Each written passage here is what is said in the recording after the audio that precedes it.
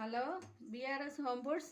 ఇవాళ మనం చేసేదండి ఇది కొయ్య తోటకూర అండి. మా గార్డెన్లో మా కుండీలో వచ్చిందన్నమాట ఈ కొయ్య తోట. పులుసు చేస్తున్నాను. పులుసు ఇవి వేగిన తర్వాత ఇదిగోండి దానికి కావాల్సినవి తోటకూర బాగా తరిగి కడుక్కున్నాను అనమాట. నేను తోటకూర, ఉల్లిపాయలు, పచ్చిమిరపకాయలు పోసేస్తున్నా.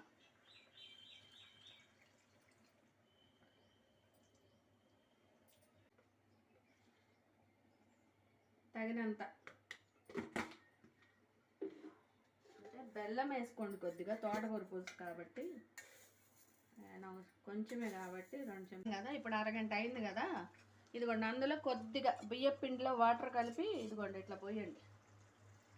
ఎందుకంటే బాగుంటుంది, టేస్ట్ బాగుంటుంది.